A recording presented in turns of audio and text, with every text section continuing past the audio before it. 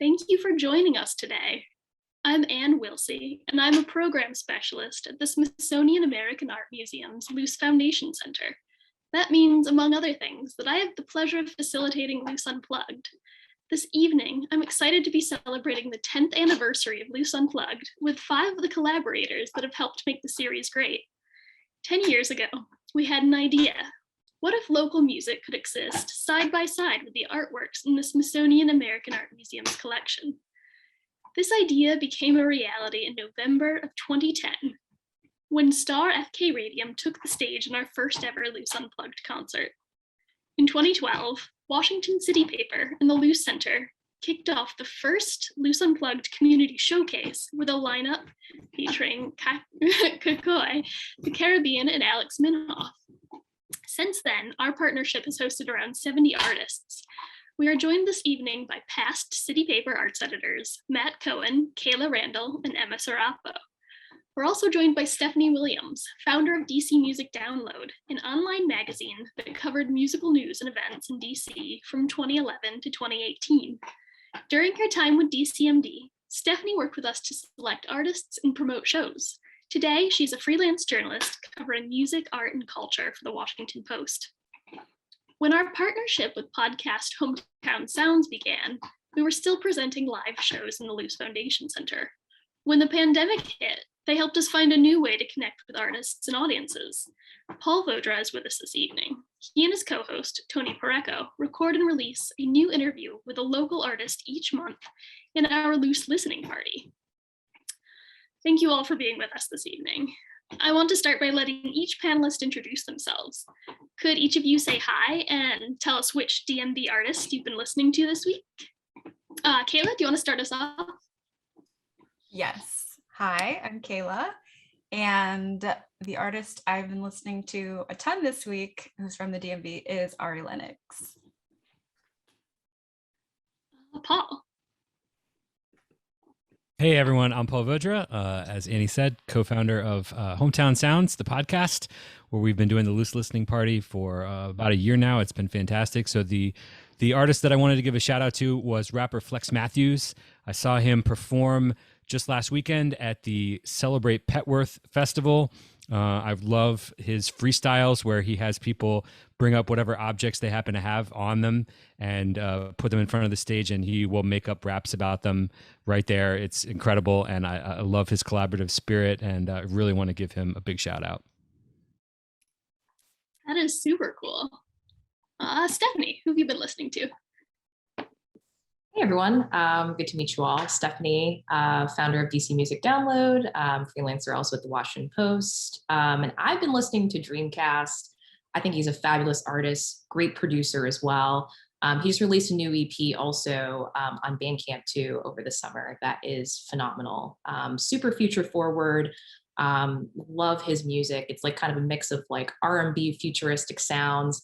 Definitely go check him out if you can. It's good to be here. Super nice guy too. We had a ton of fun with him when he played Luce Unplugged. Matt, who are you listening to? Hey, I'm Matt Cohen. I used to be the arts editor at City Paper, and I'm listening to a experimental guitarist in the DC area, Carney Clears. Put out a tape at the beginning of the summer that has been my go-to sort of work music. It's got a very dreamlike quality and, a really sort of interesting and challenging record that is something I want to shout out. Very cool. And Emma, who are you listening to? Hi everyone, I'm Emma Sarapo. I am currently the arts editor at Washington City Paper. This week I've been listening to a lot of Knife Wife, that 2019 album they put out, Family Party. They're on a playlist I curated for Sam, which you can all listen to soon. I don't know, I love them. I think they're like, it's the whole record has got this very like Three Little like latter day Guyville, Liz Phair vibes. So that's fun. Another group we loved having at Luce Unplugged. So my first question is for Kayla, Paul, and Stephanie. What do you look for, or what did you look for when choosing an artist to play Luce Unplugged? Should I go first? I think music is really personal. So I always look for artists who I liked, like music that I wanted to listen to, but also the kind of energy that I felt would match the Luce Foundation Center, which is incredible. Like I love just being in there. I mean, the vibes are off the charts. So I wanted to kind of match that energy. And I always like to have artists that complemented each other. So, you know, if going for like a more of a neo soul kind of jazzy vibe, I like to have two artists who were different and did their own kind of music, but still like complemented each other within that realm. Yeah.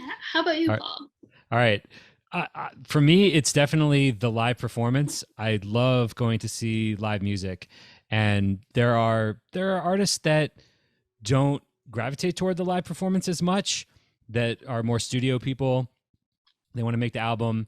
They're not as big on performing live. And then there's people that are the exact opposite, that can kind of care less about making records, but performing in front of a live audience is really what they want to do, and they excel at that. And that's who I really wanted to feature in my brief time hosting shows at Luce Unplugged. I only got to do 3 before the pandemic shut it down, but I think I'm really proud of the 3 that I chose. I think they all are astounding musicians that put on fantastic shows. Wow, was it really only 3? It feels like more than that, huh? I know. Yeah, and Stephanie, you put on a lot more than 3 shows with us when you were our collaborator. What was your thought process? You know, for me, I think it was important to make sure to highlight the breadth of like music coming from DC, you know, having like as much diversity as possible in terms of the types of people who were there, the sound, making sure the sound also sounds good in the space as well, since I know it's like super unique, and like the acoustics are really unique there too.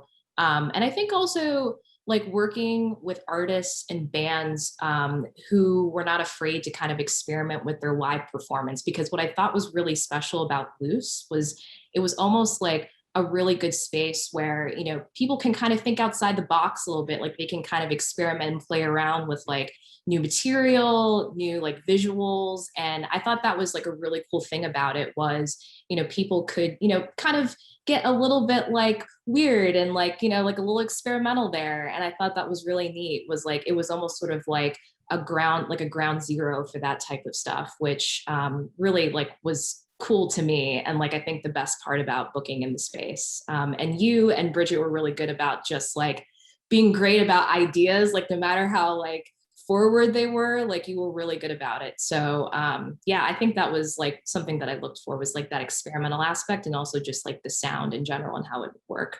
Absolutely. Thank you. And so Matt, speaking of kind of breadth, your showcases were kind of famous for having 2 very different musical styles paired together. And so why is that a recipe for a great concert? So I always thought some of the best shows that I can think of in memory that I've seen are artists who like are maybe like genre wise like radically different, but like sort of ideal wise and like and sort of like what makes them so great, like very united. And so that was a thing that I always wanted to challenge myself, is to you know, like one of the great things about the DC area is that there's so many good artists working in different genres that share these same values, but a lot of times these scenes can be very siloed. So I always thought, you know, it'd be cool to like pluck 2 artists from these kind of different scenes together who like very much share a lot in common in the way they approach music, but maybe not in, you know, genre, if, you know, if that's something that, you know, we're looking through the lens of music. And being able to kind of connect artists in that way was something that I really, really enjoyed doing. So I thought a lot about that every time I was helping to program showcases for y'all. Yeah, well, I think it was very successful. Some Thank good you. memories there. Yeah. So my next question is for Stephanie. Can you tell us about your time with DCMD? What inspired you to create the magazine? Yeah, so this was back in like 2011. I was like, oh my God, I was like a baby back then. Or at least it felt like so long ago. But essentially, like I was like relatively new to the city and I loved music and I wanted to really just discover artists like who lived in my backyard that, I might not have been familiar with. And, like 2011, that was kind of like the height of like music blogging. Like, you had like a lot of like different blogs who would just like plug like MP3s and there would be like short blurbs about the song. But I think one thing that inspired me to create DC Music Download was, not only was I interested in the music, but also the people behind the music too. And I thought it was really important to not only highlight the music itself, but also just like hearing the stories of like how these songs came to be or how these albums came to be, which I thought was really interesting. So that's why when DCMD launched, like it was for the purpose of not only highlighting DC music, but also really kind of introducing people to the faces behind the music scene. And, with like long form interviews, with features, we made a point to, really kind of tout like that human element to it, which I thought was really important. And I thought personally, like that was the most important work we did, was to support the people who were making the music, either through the site or through shows. We hosted a lot of shows, including the Loose, plenty of times. So that's like what was really special to me. And, although DC Music Download is not around anymore, like we still have the site up because I think it's really important to make sure that everything that we've done over almost the last 10 years is documented in some way. Like I didn't want like the photos to go away. I didn't want those interviews to go away because I really think it's almost kind of like a relic in time. It's like it's almost kind of like a time capsule, and I don't want that to be lost. And I think it's really important to make sure that everything that we've done is documented in some capacity. So although it's gone, I think, it's no longer in existence. I think that it's still valuable in that way, that it can sort of be like a time, like a time where people can go back and say, okay, this is like what happens. Like, I think it's really important just to have that documenting aspect of it. So Absolutely. Yeah, I'm very glad it's still up. I would say I still use it when I'm researching artists, just trying to learn more about what's going on. It's a great resource. And we'll drop a link in the chat and everybody should check it out and reminisce. awesome. Well, my next question is for Kayla. So you've covered a wide range of cultural activities, all kinds of different stuff in DC. Do you see any similarities between the visual, performing, and musical arts in DC? Is there a DMV spirit that makes us unique? I definitely think so. As like a former arts editor for City Paper, I think one of the best parts of that job is to just get to know all of the arts in DC. And like just the sheer amount of creativity in this area is something that I think is really special. And the fact that we're sitting here today, like getting to talk about it, I think is evidence, right, of like how special it is. And I think just looking at the amount of museums and galleries you can go to, that you could go to, and hopefully you will be able to go to, and the amount of music venues that exist, and like all across this region, really, there's just so much, and there's so many people who care, I think is one thing that I took away from it, was just the amount of people who care about the arts, want to promote the arts, want to protect the arts, preserve the arts, whether that's music or visual arts or just, performance in general, I think is unique. It is special. I don't think you get that everywhere. So we're really lucky to have it. I feel lucky. Yeah, I feel lucky to be part of this program, and I've met a lot of really cool people through it. Yes, you're all cool people. You're all cool people. So Paul, for anyone who hasn't listened to our podcast collaboration, The Loose Listening Party, what episode would you recommend listeners starting with? Do you have a favorite? I gotta say, we recently got to interview Bartees Strange, and he was amazing.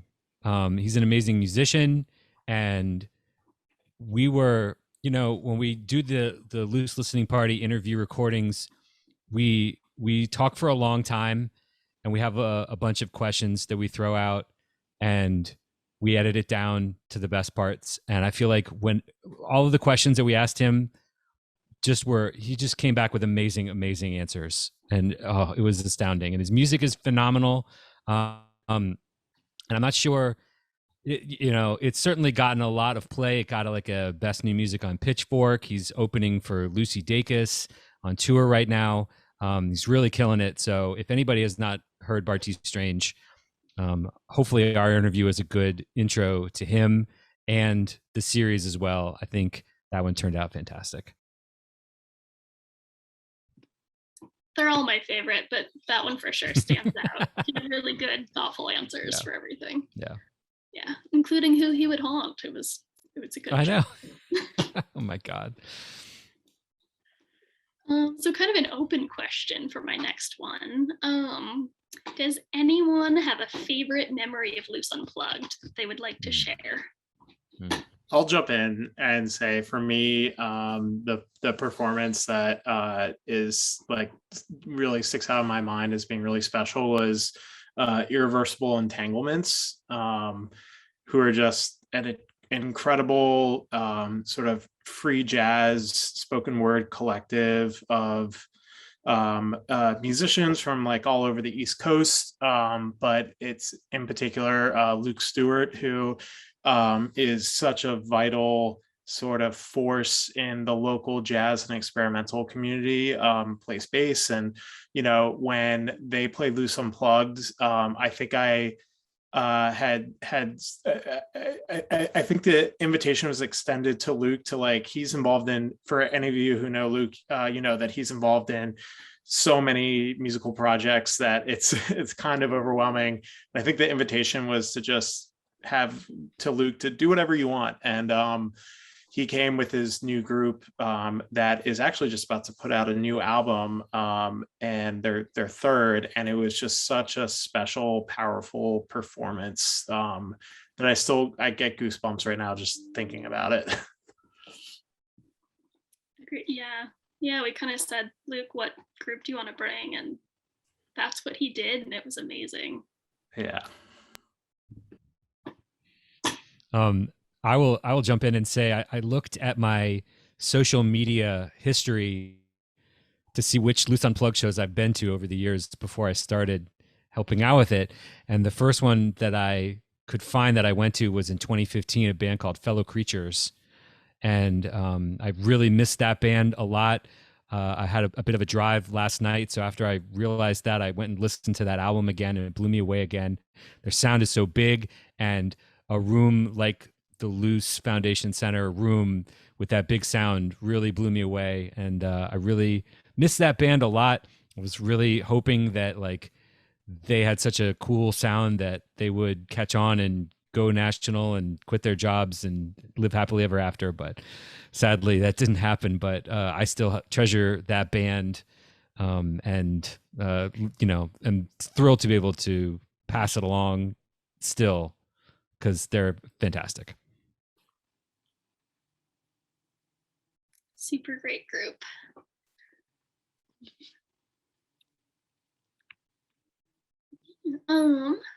So I believe, Emma, you had a question for your predecessors. I did, yeah. I wanted to ask Matt and Kayla, if there was a certain City Paper music story that they edited or that they wrote or that came out in City Paper while they were editors that sticks with them, or something they want to talk about, or something interesting that they reported on the music scene, because it's so rich and there's so much there. I feel bad because my answer is like, it's not a pleasant story, but I thought it was a really powerful story. And it was the story that Christina Gaddy did back in March 2020. I think in print, we ran it under the headline, "The Day the Music Died." And it focused on like just what a big impact not having live music has on obviously us, but like musicians specifically.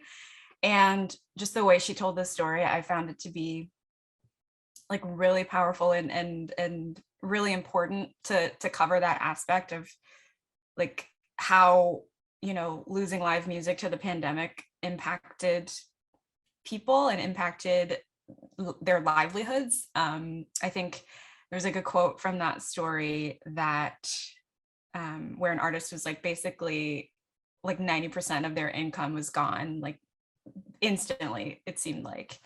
And I'm just really proud of editing that story, and I'm really happy with the way it came out because I thought it was a significant story to tell, to just talk about the arts and like reiterate how important the arts are, and specifically music. So that's one that sticks with me. So yeah, I'm sorry that it's a downer, but that's one that I think about a lot. I remember that one. It was really good. Yeah, I have two that really come to mind, and I apologize. They're also kind of downers, but they're important. One was this cover story that we ran when our longtime jazz critic Mike West had sort of gotten a scoop that Bohemian Caverns, the legendary jazz club on U Street, was shutting down.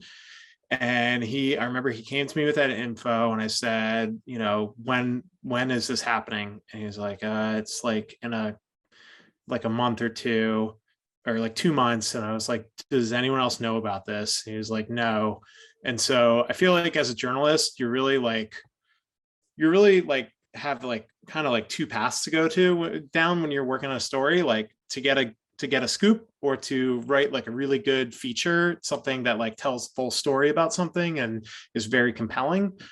This is like the only case in my career that I can remember where we had like the ability to do both of them. And so we had this scoop, and I just told Mike to like, you know, ask the owner if he would mind sitting on that, you know, not telling anyone. And we did a story that basically, a cover story that told the story of Bohemian Caverns and why it's so important for the jazz community in DC, and why it's really significant that it's shutting down. And so to be able to kind of like break big news in such a really thoughtful, compelling, long form way was really cool.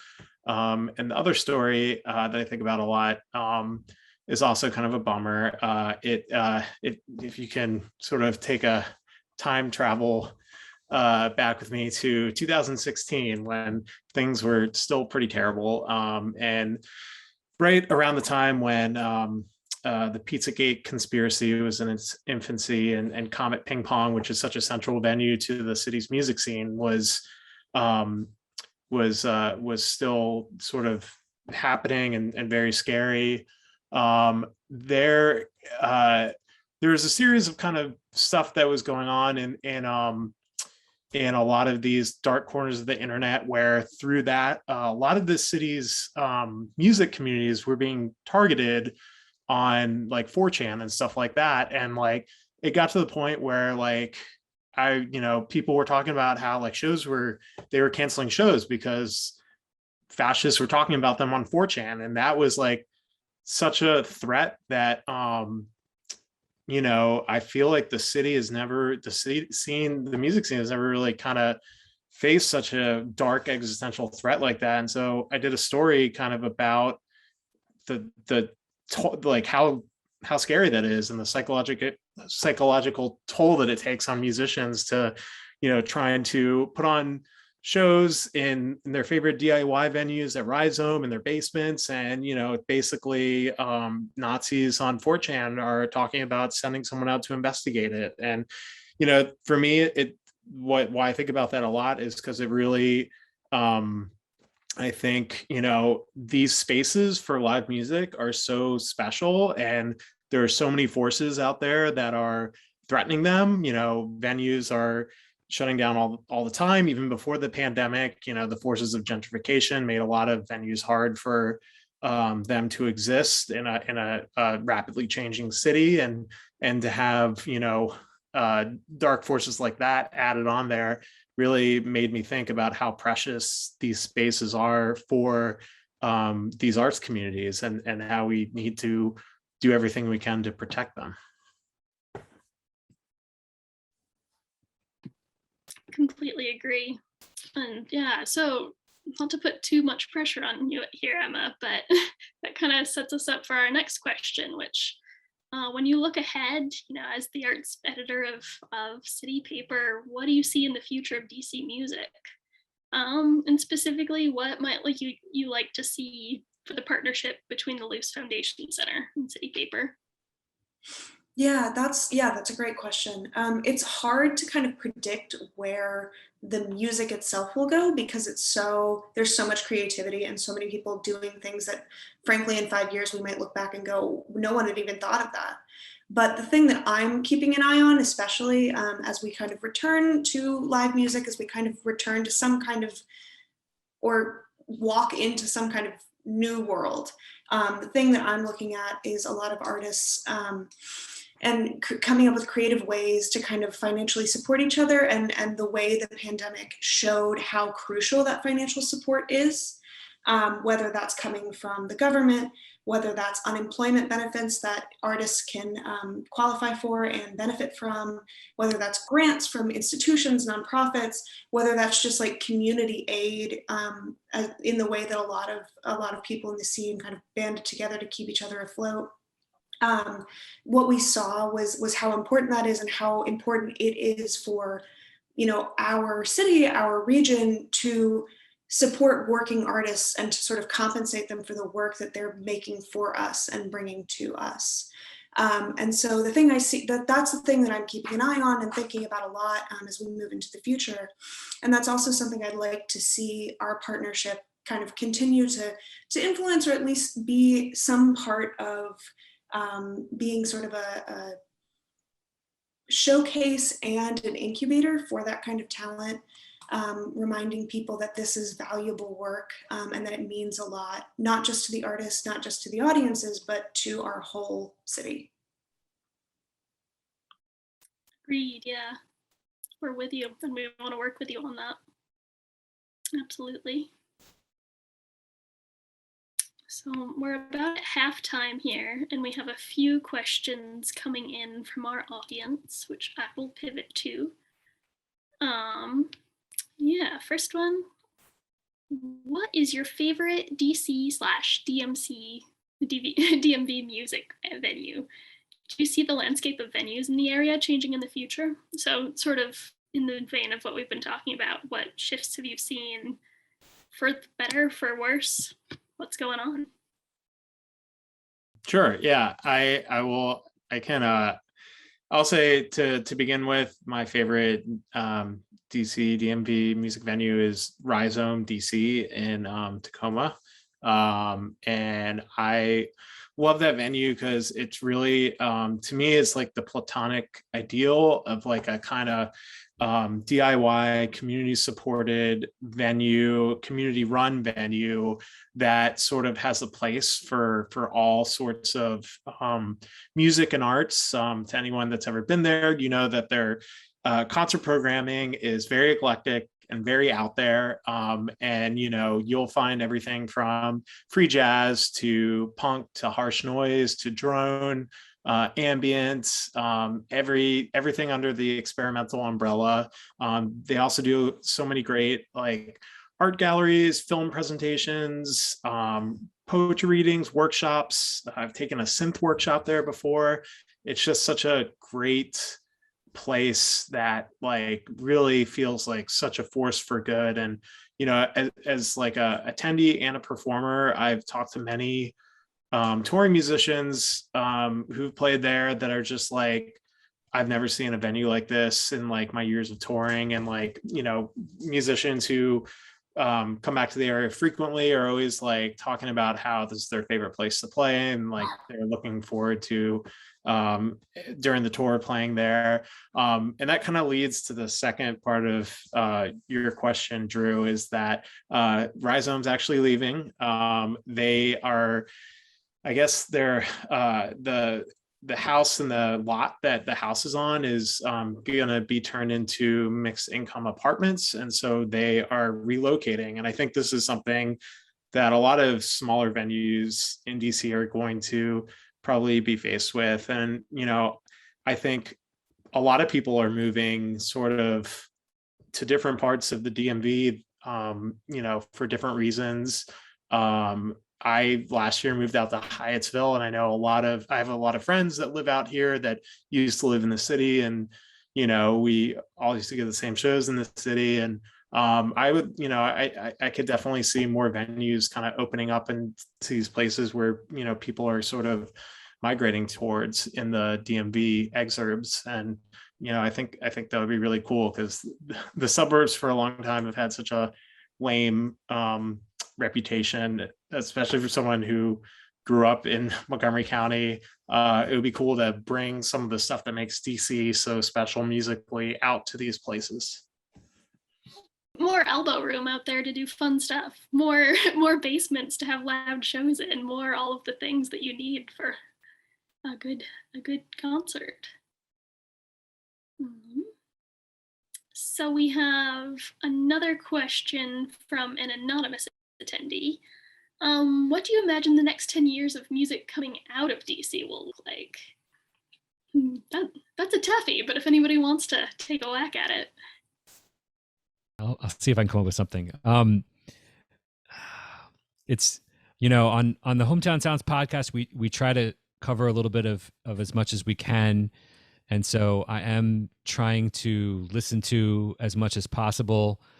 And I think that the important thing for a lot of musicians, and 10 years is a really long time, but to really form strong bonds with the audience that they can develop. And I think using platforms like Bandcamp as well as social media will be really important. I think one of the things we do on the podcast every single episode is to encourage people to buy music, because I think a lot of people feel like if they can pay for Spotify or Apple Music, and then they can just listen to whatever they want. And I feel like that encourages a bit of a disconnection with whoever is making this music. It's more like music as a service, and it's just kind of on in the background. And I feel like when you own the music, when you buy it, when you sign up to get those email notifications from bands, that encourages really following them, knowing when they're going to be playing shows, which I think is really important too, once we can get back to that. Getting to see the bands, who are the audience that is coming, making friends there. That I think is really important. And any sort of sound that can do that, I think everything that we play now is completely viable. The punk, rock, electronic, the drone, hip hop, everything, jazz. And I think all that will continue. And hopefully people will come up with new stuff that nobody's ever heard before. And we'll have to figure out what to call it. And I'm really excited to hear that stuff, especially. Yeah, absolutely. So yeah, you kind of scooped my next question there, but if anybody else wants to chime in on this, what are some of the best ways to support local musicians? Well, I would say kind of what Paul was saying is support with your wallet. Because, if you like a song and you're streaming it, like buy it, on Bandcamp. And, if you like an album, like you should buy it. And same with shows too. If there's like an artist that you really love, buying merch or going to shows and paying tickets. I mean, those are all like part of the cause of really helping out. I think also just kind of shouting it out on your own like social channels too, like, reading like City Paper, reading DCist, and all these like outlets that are doing a really good job of touting local bands and local musicians here, and just, getting your friends like hip to like what's happening. I think that that's all like what feeds into supporting the cause. No matter how small of an effort that is, like it just makes such a huge difference. And, you can't talk about supporting local musicians without that economic aspect to it, which I think is really important. So I think that's the most obvious thing, is to, really, if you like someone, I think that sort of monetary investment is huge. So definitely encourage everyone to make that effort if they can. Absolutely. So I have a question from an audience member here. That's not about Loose Unplugged in particular, but sort of about the wider musical ecosystem. And I bet that the group will have opinions. Can you talk about U Street Music Hall and its legacy? How can we protect local venues? I mean, I guess for one thing, what Paul and Stephanie were just saying, like everyone, you vote with your wallet. That's one way we can support venues, by going to them. Does anybody have sort of COVID specific venue support thoughts? I will say that in the beginning part of the pandemic, when DJs especially needed to figure out what to do, a lot of them went onto Twitch or some other live streaming platforms. It kind of ended up being Twitch. And a lot of places like U Street Music Hall and 18th Street Lounge became hubs for online DJing that I tuned into all the time, and it was fantastic. I would just put up on my Apple TV on the TV, and I would just have a cool DJ spinning tunes that I might hear at U Street Music Hall or 18th Street Lounge. And that was really, really a great way to kind of, keep connected to the feeling that those venues had. And there are other venues that I miss a lot, like IOTA, especially with the music scene that generated. And I wish that there was a better answer than you got to have a really special person or team of people that have the resources and the space to develop a scene with their curation and the way that they manage the business. And I see some larger corporations coming into some of the venues and doing, booking stuff that they know will turn a profit because, it's a profit making business. But I hope that there will be some new opportunities post-COVID for some new spaces and some new entrepreneurs to come in and put their stamp on things, because it is venues like IOTA and U Street Music Hall and Rhizome that develop scenes with the tastes that they have and the bookings that they make. And it's a hard job. I kind of want to do that job, but I don't think I will. And I hope other people choose to do it. For sure. Does anyone want to add to that? I mean, I could, in regards to the first part of the question about U Street Music Hall's legacy, it was never really a venue that I frequented that much. It wasn't my scene, so to speak, but that's exactly what I think is so special to a lot of people about it, is that it became it fostered this scene of EDM and electronic music that to a lot of people it was as special as the Black Hat or Rhizome is to me.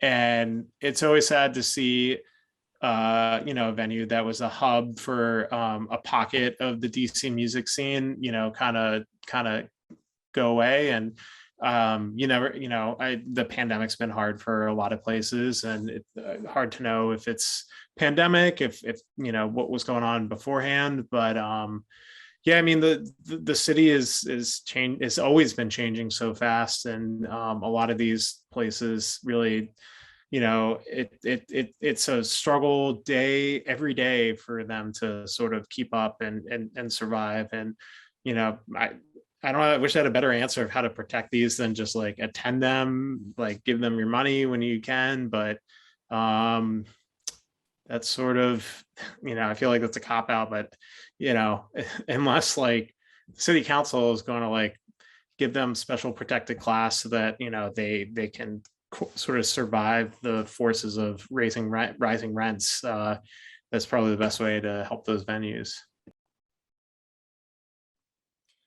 The thing I was going to share about sort of supporting venues you know, post COVID, is to sort of remember that as we return, or, you know, like as our health allows us to, as we feel comfortable, like, you know, there's still a virus going around. And so you, like, one of the answers that we keep saying is like financially support them, show up to the scenes you care about, like show up to the venues you care about.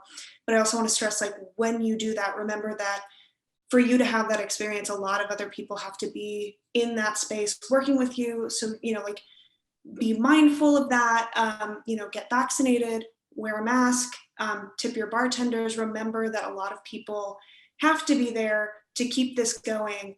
And your presence is both helpful, and then also we have to think about sort of our community's health. For sure, yeah. And so our answer to that kind of community health piece has been podcasting with Paul, which has been really lovely. Yeah, for anyone out there, I'm going to plug the podcast. Anybody out here who hasn't listened to our Loose Listening Party yet, I really recommend checking it out. It's been a really fun way to connect with artists who aren't able to perform right now, who aren't comfortable performing right now. It's been a great way to check in with a lot of musical friends that we have made over the years. So definitely check that out. Alrighty, guys. I have so enjoyed talking with you this evening. Thank you all for getting together. I would love to do this in person sometime when we're able to hold programs again, because we had so much fun collaborating with you all over the years and bringing in artists. Yeah, it has been a pleasure to have you this evening. Thank you for having us.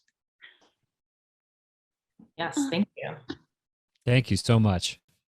Thank you. Thank you all for coming.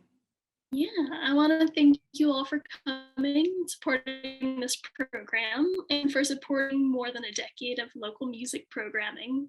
You can visit our website for more Loose Unplugged 10th anniversary content, including information about upcoming programs, coloring pages from music photographer Farah Skiki, and photos and videos from past performances. And we'll have a link to that in the chat. Yeah, so please be well and have a good evening, everyone. Good night.